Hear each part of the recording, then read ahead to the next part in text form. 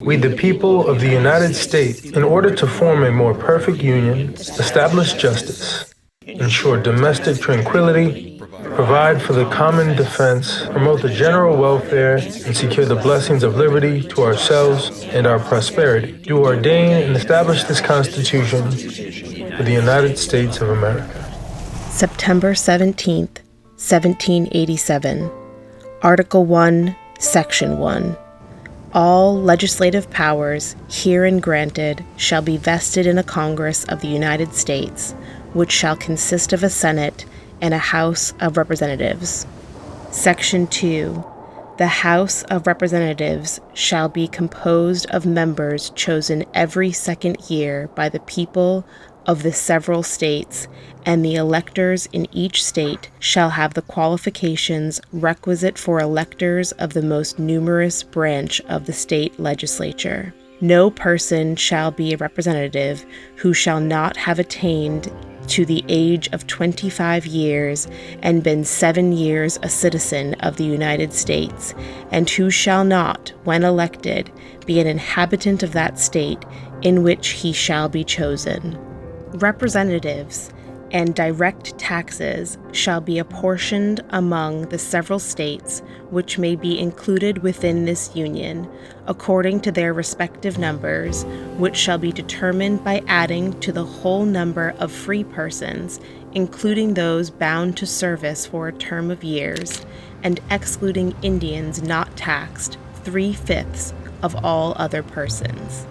The actual enumeration shall be made within 3 years after the first meeting of the Congress of the United States, and within every subsequent term of 10 years, in such manner as they shall by law direct. The number of representatives shall not exceed 1 for every 30,000, but each state shall have at least 1 representative, and until such enumeration shall be made, the state of New Hampshire shall be entitled to choose 3, Massachusetts 8, Rhode Island and Providence Plantations 1, Connecticut 5, New York 6, New Jersey 4, Pennsylvania 8, Delaware 1, Maryland 6, Virginia 10, North Carolina 5, South Carolina 5, and Georgia 3. When vacancies happen in the representation from any state, the executive authority thereof shall issue writs of election to fill such vacancies. The House of Representatives shall choose their Speaker and other officers, and shall have the sole power of impeachment. Section 3. The Senate of the United States shall be composed of 2 senators from each state, chosen by the legislature thereof, for 6 years, and each senator shall have 1 vote. Immediately after, they shall be assembled in consequence of the first election.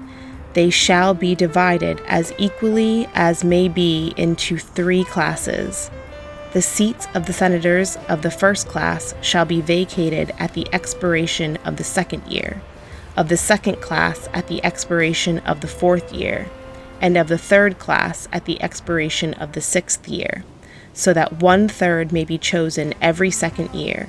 And if vacancies happen by resignation or otherwise during the recess of the legislature of any state, the executive thereof may make temporary appointments until the next meeting of the legislature, which shall then fill such vacancies. No person shall be a senator who shall not have attained the age of 30 years, and been 9 years a citizen of the United States, and who shall not, when elected, be an inhabitant of the state for which he shall be chosen. The Vice President of the United States shall be President of the Senate, but shall have no vote unless they be equally divided. The Senate shall choose their officers, and also a presidential pro tempore in the absence of the Vice President, or when he shall exercise the office of President of the United States. The Senate shall have the sole power to try all impeachments. When sitting for that purpose, they shall be on oath or affirmation. When the President of the United States is tried, the Chief Justice shall preside, and no person shall be convicted without the concurrence of 2/3 of the members present. Judgment in cases of impeachment shall not extend further than to removal of office and disqualification to hold and enjoy any office of honor, trust, or profit under the United States. But the party convicted shall nevertheless be liable and subject to indictment, trial, judgment, and punishment according to law. Section 4. The times, places, and manner of holding elections for senators and representatives shall be prescribed in each state by the legislature thereof, but the Congress may at any time by law make or alter such regulations except as to the place of choosing senators. The Congress shall assemble at least once in every year, and such meeting shall be on the first Monday in December, unless they shall by law appoint a different day. Section 5. Each house shall be the judge of the elections, returns and qualifications of its own members, and a majority of each shall constitute a quorum to do business, but a smaller number may adjourn from day to day, and may be authorized to compel the attendance of absent members in such manner and under such penalties as each house may provide. Each house may determine the rules of its proceedings, punish its members for disorderly behavior, and, with the concurrence of 2/3, expel a member. Each house shall keep a journal of its proceedings, and from time to time publish the same, excepting such parts as may in their judgment require secrecy, and the yeas and nays of the members of either house on any question shall, at the desire of 1/5 of those present, be entered on the journal. Neither house, during the session of Congress, shall, without the consent of the other, adjourn for more than 3 days, nor to any other place than that in which the two houses shall be sitting. Section 6. The senators and representatives shall receive a compensation for their services, to be ascertained by law, and paid out of Treasury of the United States. They shall, in all cases, except treason, felony, and breach of the peace, be privileged from arrest during their attendance at the session of their respective houses, and in going to and returning from the same, and for any speech or debate in either house they shall not be questioned in any other place. No senator or representative shall, during the time for which he was elected, be appointed to any civil office under the authority of the United States, which shall have been created, or the emoluments whereof shall have been increased during such time, and no person holding any office under the United States shall be a member of either house during his continuance in office. Section 7. All bills for raising revenue shall originate in the House of Representatives, but the Senate may propose or concur with amendments as on other bills. Every bill which shall have passed the House of Representatives and the Senate shall, before it becomes a law, be presented to the President of the United States. If he approve, he shall sign it, but if not, he shall return it with his objections to that House in which it shall have originated, who shall enter the objections at large on their journal and proceed to reconsider it.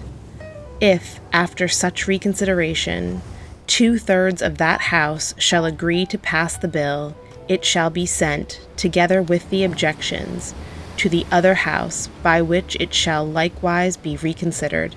And if approved by 2/3 of that House, it shall become a law. But in all such cases, the votes of both Houses shall be determined by yeas and nays, and the names of the persons voting for and against the bill shall be entered on the journal of each house respectively. If any bill shall not be returned by the President within 10 days, Sundays excepted, after it shall have been presented to him, the same shall be a law, in like manner as if he had signed it, unless the Congress by their adjournment prevent its return, in which case it shall not be a law. Every order, resolution, or vote to which the concurrence of the Senate and House of Representatives may be necessary, except on a question of adjournment, shall be presented to the President of the United States, and before the same shall take effect, shall be approved by him, or, being disapproved by him, shall be repassed by 2/3 of the Senate and House of Representatives according to the rules and limitations prescribed in the case of a bill. Section 8. The Congress shall have power to lay and collect taxes, duties, imposts, and excises, to pay the debts and provide for the common defense and general welfare of the United States, but all duties, imposts, and excises shall be uniform throughout the United States. To borrow money on the credit of the United States. To regulate commerce with foreign nations and among the several states, and with the Indian tribes. To establish an uniform rule of naturalization and uniform laws on the subject of bankruptcies throughout the United States. To coin money, regulate the value thereof and of foreign coin, and fix the standard of weights and measures. To provide for the punishment of counterfeiting the securities and current coin of the United States. To establish post offices and post roads. To promote the progress of science and useful arts by securing for limited times to authors and inventors the exclusive right to their respective writings and discoveries. To constitute tribunals inferior to the Supreme Court. To define and punish piracies and felonies committed on the high seas and offenses against the law of nations. To declare war, grant letters of marque and reprisal, and make rules concerning captures on land and water. To raise and support armies, but no appropriation of money to that use shall be for a longer term than 2 years. To provide and maintain a navy. To make rules for the government and regulation of the land and naval forces. To provide for calling forth the militia, to execute the laws of the Union, suppress insurrections, and repel invasions. To provide for organizing, arming, and disciplining the militia, and for the governing such part of them as may be employed in the service of the United States, reserving to the states, respectively, the appointment of the officers and the authority of training the militia according to the discipline prescribed by Congress.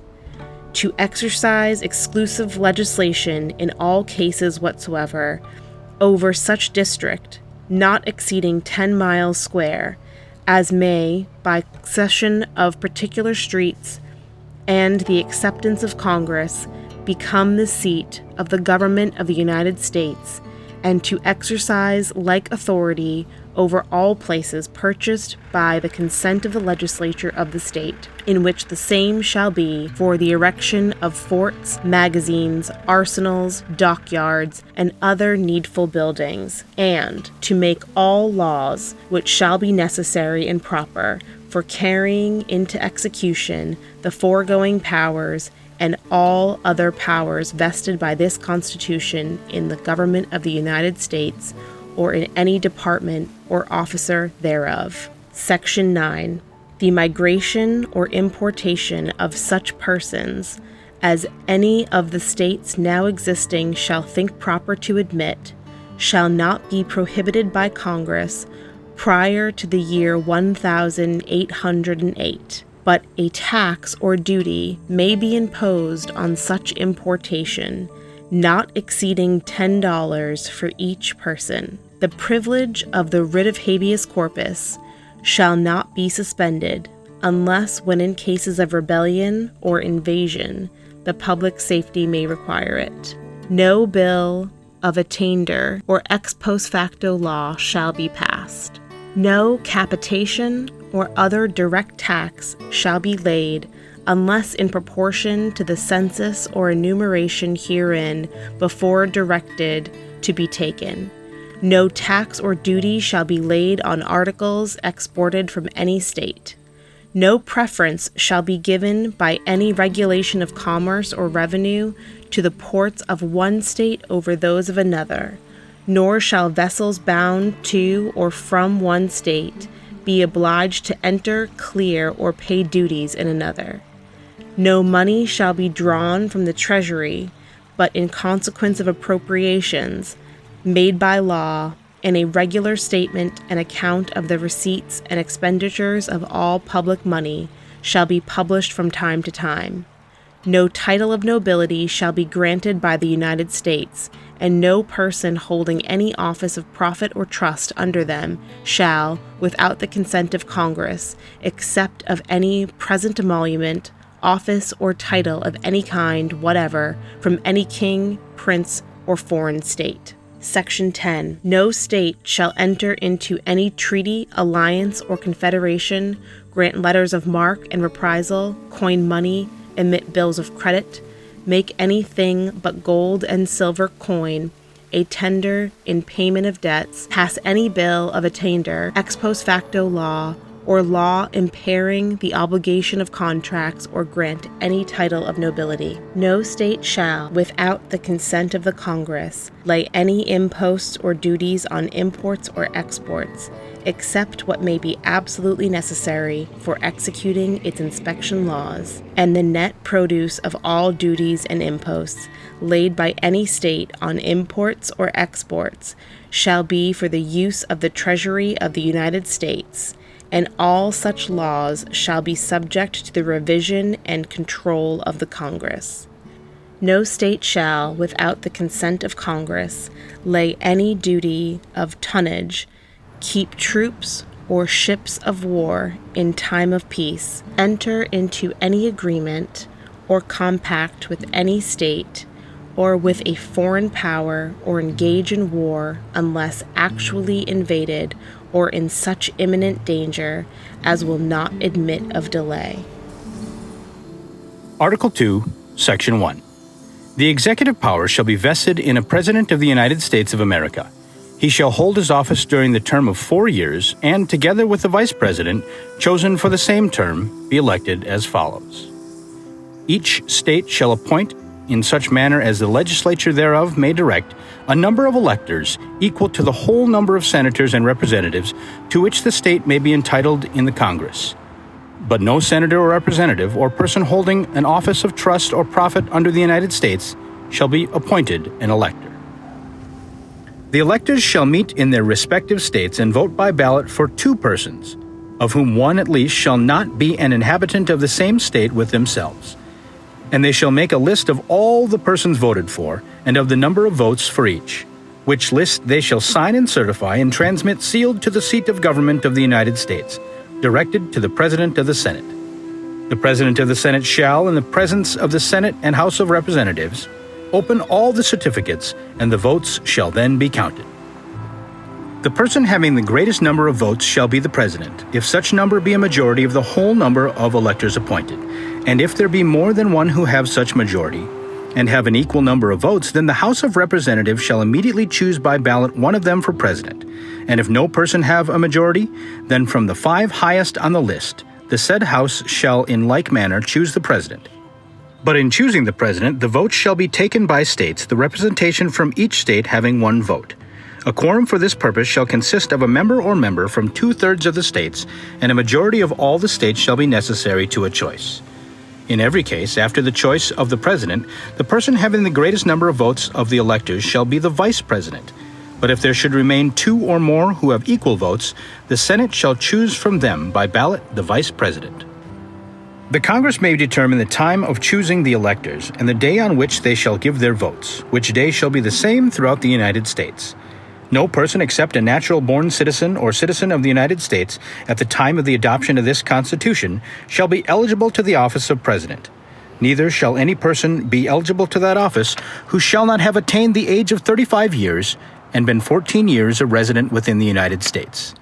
In the case of removal of the President from office or of his death, resignation, or inability to discharge the powers and duties of the said office, the same shall devolve on the Vice President. And the Congress may by law provide for the case of removal, death, resignation, or inability, both of the President and Vice President, declaring what officer shall then act as President, and such officer shall act accordingly, until the disability be removed or a President shall be elected. The President shall, at stated times, receive for his services compensation which shall neither be increased nor diminished during the period for which he shall have been elected, and he shall not receive within that period any other emolument from the United States or any of them. Before he enter on the execution of his office, he shall take the following oath or affirmation. I do solemnly swear or affirm that I will faithfully execute the office of the President of the United States and will, to the best of my ability, preserve, protect, and defend the Constitution of the United States. Section 2. The President shall be the Commander-in-Chief of the Army and Navy of the United States and of the militia of the several states when called into the actual service of the United States. He may require the opinion, in writing, of the principal officer in each of the executive departments upon any subject relating to the duties of their respective offices, and he shall have the power to grant reprieves and pardons for offenses against the United States, except in cases of impeachment. He shall have the power, by and with the advice and consent of the Senate, to make treaties, provided 2/3 of the senators present concur. And he shall nominate, and by and with the advice and consent of the Senate, shall appoint ambassadors, other public ministers and consuls, judges of the Supreme Court, and all other officers of the United States, whose appointments are not herein otherwise provided for, and which shall be established by law. But the Congress may by law vest the appointment of such inferior officers as they think proper, in the President alone, in the courts of the law, or in the heads of departments. The President shall have the power to fill up all vacancies that may happen during the recess of the Senate by granting commissions which shall expire at the end of their next session. Section 3. He shall from time to time give to the Congress information of the State of the Union, and recommend to their consideration such measures as he shall judge necessary and expedient. He may, on extraordinary occasions, convene both houses or either of them, and in case of disagreement between them. With respect to the time of adjournment, he may adjourn them to such time as he shall think proper. He shall receive ambassadors and other public ministers. He shall take care that the laws be faithfully executed, and shall commission all the officers of the United States. Section 4. The President, Vice President, and all civil officers of the United States shall be removed from office on impeachment for and conviction of treason, bribery, or other high crimes and misdemeanors. Article 3, Section 1. The judicial power of the United States shall be vested in one Supreme Court, and in such inferior courts as the Congress may from time to time ordain and establish. The judges, both of the Supreme and inferior courts, shall hold their offices during good behavior, and shall, at stated times, receive for their services a compensation, which shall not be diminished during their continuance in office. Section 2. The judicial power shall extend to all cases in law and equity arising under this Constitution, the laws of the United States, and treaties made or which shall be made under their authority, to all cases affecting ambassadors, other public ministers, and consuls, to all cases of admiralty and maritime jurisdiction, to controversies to which the United States shall be a party, to controversies between two or more states, between a state and citizens of another state, between citizens of different states, between citizens of the same state claiming lands under grants of different states, and between a state or the citizens thereof and foreign states, citizens, or subjects. In all cases affecting ambassadors, other public ministers, and consuls, and those in which a state shall be party, the Supreme Court shall have original jurisdiction. In all the other cases before mentioned, the Supreme Court shall have appellate jurisdiction, both as to law and fact, with such exceptions and under such regulations as the Congress shall make. The trial of all crimes, except in cases of impeachment, shall be by jury, and such trial shall be held in the state where the said crimes shall have been committed. But when not committed within any state, the trial shall be at such place or places as the Congress may, by law, have directed. Section 3. Treason against the United States shall consist only in levying war against them, or in adhering to their enemies, giving them aid and comfort. No person shall be convicted of treason unless on the testimony of 2 witnesses to the same overt act, or on confession in open court. The Congress shall have power to declare the punishment of treason, but no attainder of treason shall work corruption of blood or forfeiture, except during the life of the person attainted. The Congress shall have the power to declare the punishment of treason, but no attainder of treason shall work corruption of blood or forfeiture, except during the life of the person attainted. Article 4, Section 1. Full faith and credit shall be given in each state to the public acts, records, and judicial proceedings of every other state, and the Congress may by general laws prescribe the manner in which such acts, records, and proceedings shall be proved and the effect thereof. Section 2. The citizens of each state shall be entitled to all privileges and immunities of citizens in the several states. A person charged in any state with treason, felony, or other crime, who shall flee from justice and be found in another state, shall on demand of the executive authority of the state from which he fled be delivered up to be removed to the state having jurisdiction of the crime. No person held to the service or labor in one state under the laws thereof, escaping into another, shall in consequence of any law or regulation therein be discharged from such service or labor, but shall be delivered upon claim of the party to whom such service or labor may be due. Section 3. New states may be admitted by the Congress into this Union, but no new state shall be formed or erected within the jurisdiction of any other state, nor any state be formed by the jurisdiction of 2 or more states, or parts of states, without the consent of the legislatures of the states concerned as well as of the Congress. The Congress shall have power to dispose of and make all needful rules and regulations respecting the territory or other property belonging to the United States, and nothing in this Constitution shall be so construed as to prejudice any claims of the United States or of any particular state. Section 4. The United States shall guarantee to every state in this Union a republic form of government, and shall protect each of them against invasion, and on application of the legislature or of the executive, when the legislature cannot be convened, against domestic violence. Article 5. The Congress, whenever 2/3 of both houses shall deem it necessary, shall propose amendments to this Constitution, or, on the application of the legislators of 2/3 of several states, shall call a convention for proposing amendments which, in either case, shall be valid to all intents and purposes, as part of this Constitution, when ratified by the legislators of 3/4 of the several states, or by conventions in 3/4 thereof, as the one or the other mode of ratification may be proposed by the Congress, provided that no amendment which may be made prior to the year 1808 shall in any manner affect the 1st and 4th clauses in the 9th section of the 1st article, and that no state, without its consent, shall be deprived of its equal suffrage in the Senate. Article 6.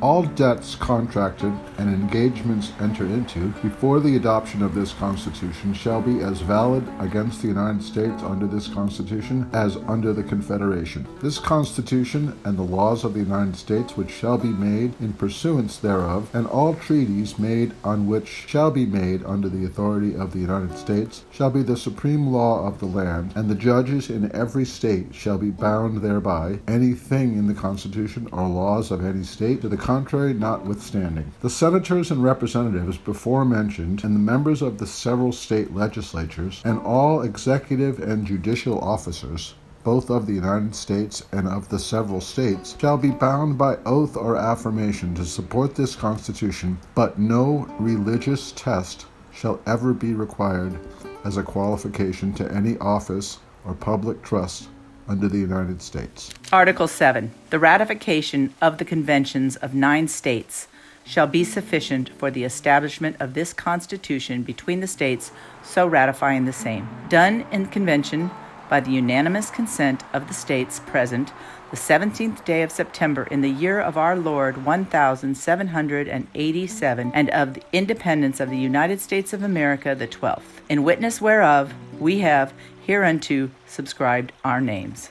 Amendments. Bill of Rights, Amendments 1 through 10. Amendment 1. December 15th, 1791. Congress shall make no law respecting an establishment of religion, or prohibiting the free exercise thereof, or abridging the freedom of speech, or of the press, or of the right of the people peaceably to assemble and to petition the government for a redress of grievances. Amendment 2, December 15th, 1791. A well-regulated militia, being necessary to the security of a free state, the right of the people to keep and bear arms shall not be infringed. Amendment 3, December 15th, 1791. No soldier shall, in time of peace, be quartered in any house without the consent of the owner, nor in time of war, but in a manner to be prescribed by law. Amendment 4, December 15th, 1791. The right of the people to be secure in their persons, houses, papers, and effects against unreasonable searches and seizures shall not be violated, and no warrant shall issue but upon probable cause, supported by oath or affirmation, and particularly describing the place to be searched and the persons or things to be seized. Amendment 5, December 15th, 1791. No person shall be held to answer for a capital or otherwise infamous crime, unless on a presentment or indictment of a grand jury, except in cases arising in the land or naval forces or in the militia when in actual service in time of war or public danger. Nor shall any person be subject for the same offense to be twice put in jeopardy of life or limb, nor shall be compelled in any criminal case to be a witness against himself, nor be deprived of life, liberty, or property without due process of law, nor shall private property be taken for public use without just compensation. Amendment 6, December 15th, 1791. In all criminal prosecutions, the accused shall enjoy the right to a speedy and public trial by an impartial jury of the state and district wherein the crime shall have been committed, which district shall have been previously ascertained by law, and to be informed of the nature and cause of the accusation, to be confronted with the witnesses against him, to have compulsory process for obtaining witnesses in his favor, and to have the assistance of counsel for his defense. Amendment 7, December 15th, 1791. In suits at common law, where the value in controversy shall exceed $20, the right of trial by jury shall be preserved, and no fact tried by a jury shall be otherwise re-examined in any court of the United States than according to the rules of the common law. Amendment 8, December 15th, 1791. Excessive bail shall not be required, nor excessive fines imposed, nor cruel and unusual punishments inflicted. Amendment 9, December 15th, 1791. The enumeration in the Constitution of certain rights shall not be construed to deny or disparage others retained by the people. Amendment 10, December 15, 1791. The powers not delegated to the United States by the Constitution, nor prohibited by it to the states, are reserved to the states respectively, or to the people. That concludes the Bill of Rights. Amendment 11, February 7, 1795. The judicial power of the United States shall not be construed to extend to any suit in law or equity, commenced or prosecuted against one of the United States by citizens of another state or by citizens or subjects of any foreign state. Amendment 12, June 15, 1804. The electors shall meet in their respective states and vote by ballot for president and vice president, one of whom at least shall not be an inhabitant of the same state with themselves. They shall name in their ballots the person voted for as president, and in distinct ballots the person voted for as vice president, and they shall make distinct lists of all persons voted for as president and all persons voted for as vice president, and of the number of votes for each which list they shall sign and certify and transmit sealed to the seat of the government of the United States, directed to the President of the Senate. The President of the Senate shall, in the presence of the Senate and House of Representatives, open all the certificates, and votes shall then be counted. The person having the greatest number of votes for president shall be the president. If such numbers be a majority of the whole number of electors appointed, and if no person have such majority, then from the persons having the highest number not exceeding 3 on the list of those voted for as president, the House of Representatives shall choose immediately by ballot the president. But in choosing the president, the votes shall be taken by states, the representation from each state having 1 vote. A quorum for this purpose shall consist of a member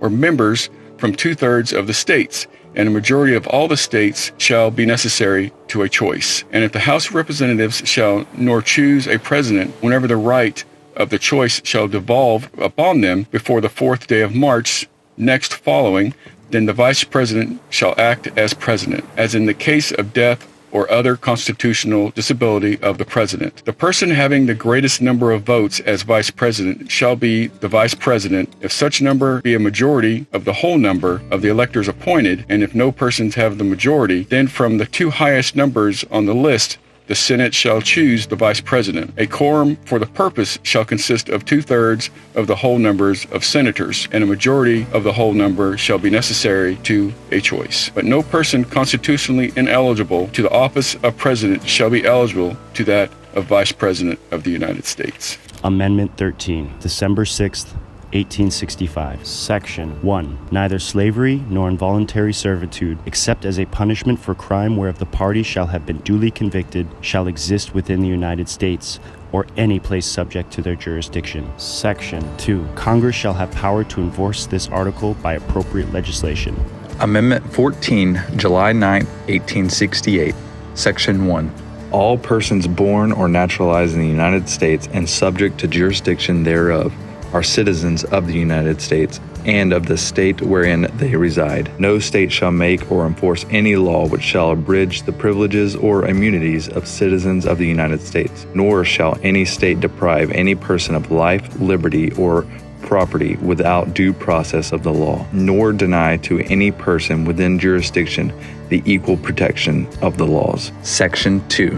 Representatives shall be apportioned among several states according to their respective numbers, counting the whole number of persons in each state, excluding Indians not taxed. But when the right to vote at any election for the choice of electors for President and Vice President of the United States, representatives in Congress, the executive and the judicial officers of a state, or the members of the legislative thereof, is denied to any of the male inhabitants of such state, being 21 years of age and citizens of the United States, or in any way abridged except for participation in rebellion or other crime. The basis of representation therein shall be reduced in the proportion which the number of such male citizens shall bear to the whole number of male citizens, 21 years of age in such state. Section 3.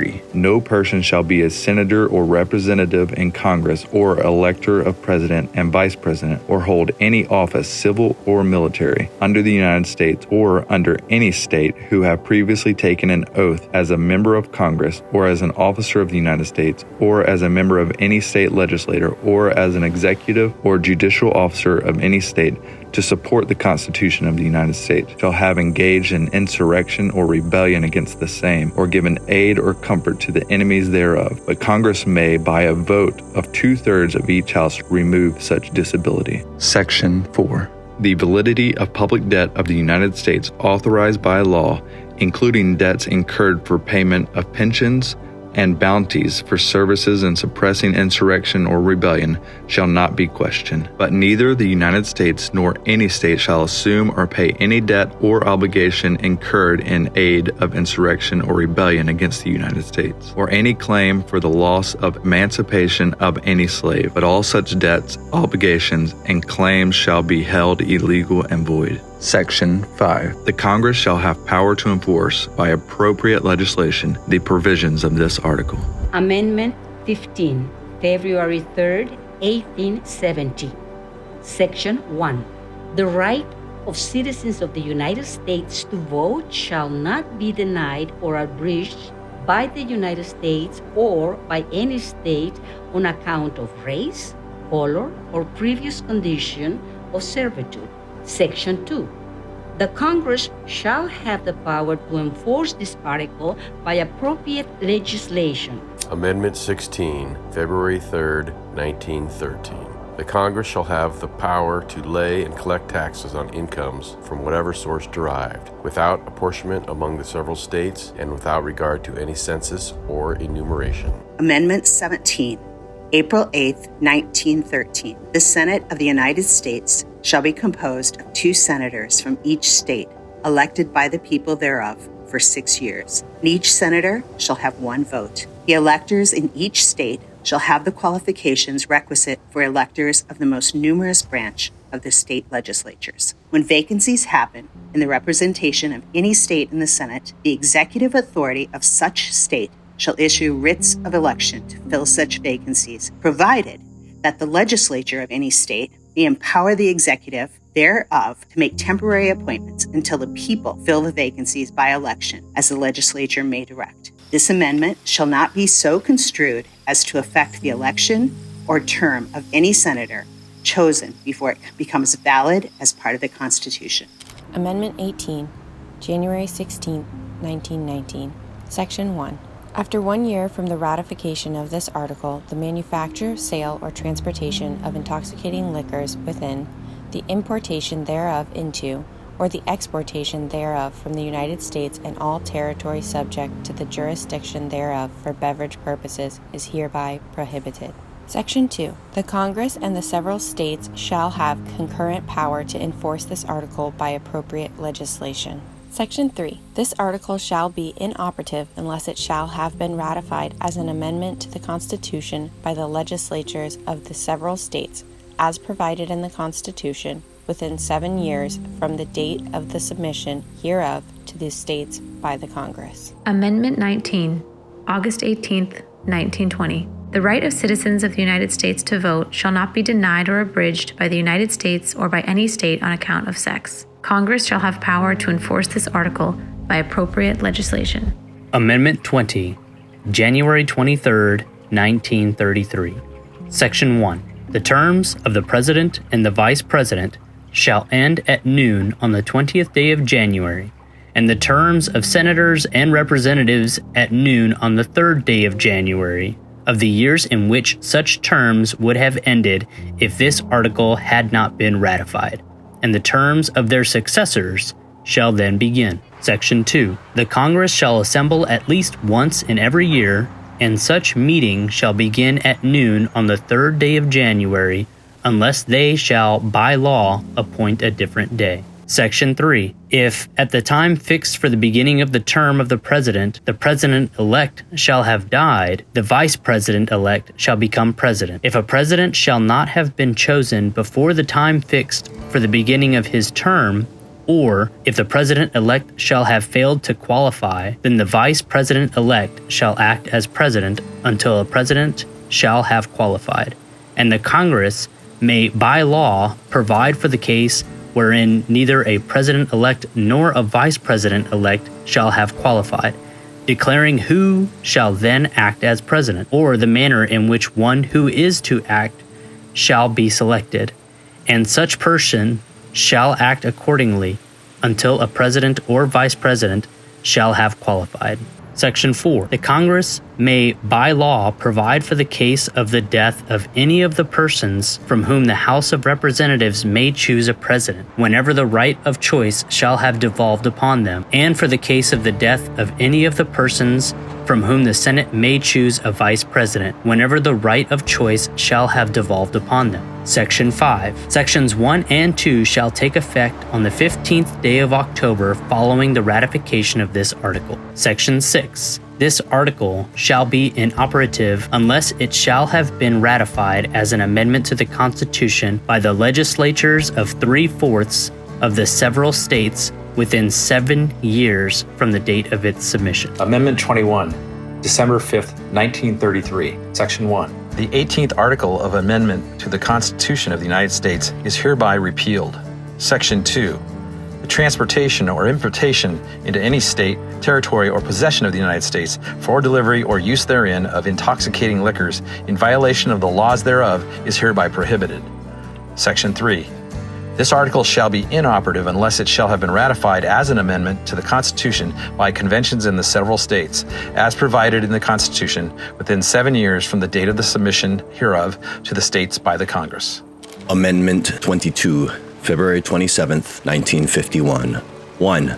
No person shall be elected to the office of the President more than twice, and no person who has held the office of President or acted as President for more than 2 years of a term to which some other person was elected President shall be elected to the office of the President more than once. But this article shall not apply to any person holding the office of President when this article was proposed by the Congress, and shall not prevent any person who may be holding the office of President or acting as President during the term within which this article becomes operative from holding the office of President or acting as President during the remainder of such term.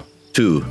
This article shall be inoperative unless it shall have been ratified as an amendment to the Constitution by the legislatures of 3/4 of the several states within 7 years from the date of its submission to the states by the Congress. Amendment 23, March 29, 1961. Section 1.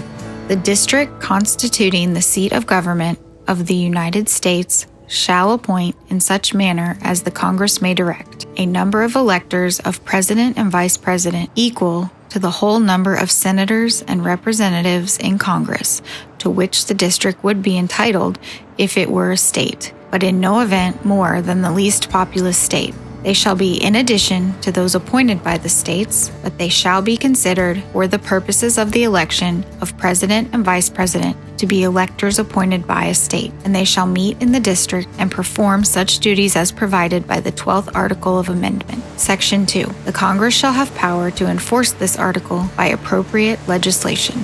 Amendment 24, January 23, 1964. Section 1. The right of citizens of the United States to vote in any primary or other election for President or Vice President, for electors for President or Vice President, or for Senator or Representative in Congress shall not be denied or abridged by the United States or any state by reason of failure to pay any poll tax or other tax. Section 2. The Congress shall have power to enforce this article by appropriate legislation. Amendment 25, February 10th, 1967. Section 1.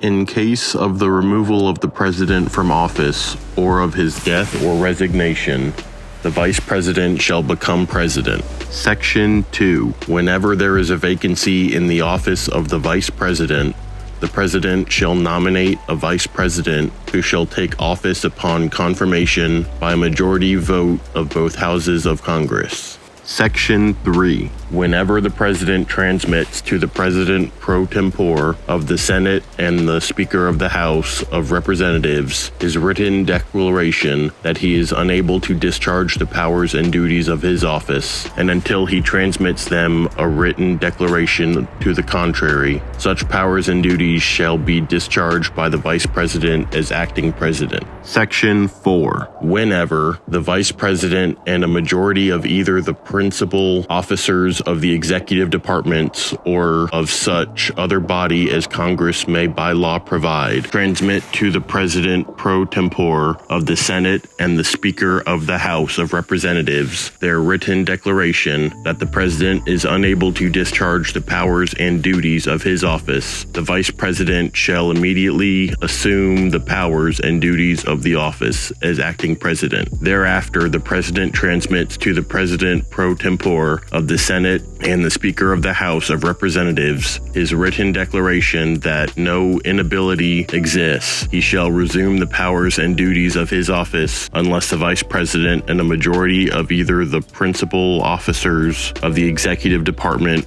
or of such other body as Congress may by law provide, transmit within 4 days to the President pro tempore of the Senate and the Speaker of the House of Representatives their written declaration that the President is unable to discharge the powers and duties of his office. Thereupon Congress shall decide the issue, assembling within 48 hours for that purpose, if not in session. If the Congress within 21 days after receipt of the latter written declaration, or if Congress is not in session within 21 days after Congress is not required to assemble, determines by 2/3 vote of both houses that the President is unable to discharge the powers and duties of his office, the Vice President shall continue to discharge the same as acting President. Otherwise, the President shall resume the powers and duties of his office. Amendment 26, July 1st, 1971. Section 1. The right of citizens of the United States who are 18 years of age or older to vote shall not be denied or abridged by the United States or by any state on account of age. Section 2. The Congress shall have power to enforce this article by appropriate legislation. Amendment 27, May 7th, 1992. No law bearing the compensation for the services of the senators and representatives shall take effect until an election of the representatives shall have intervened.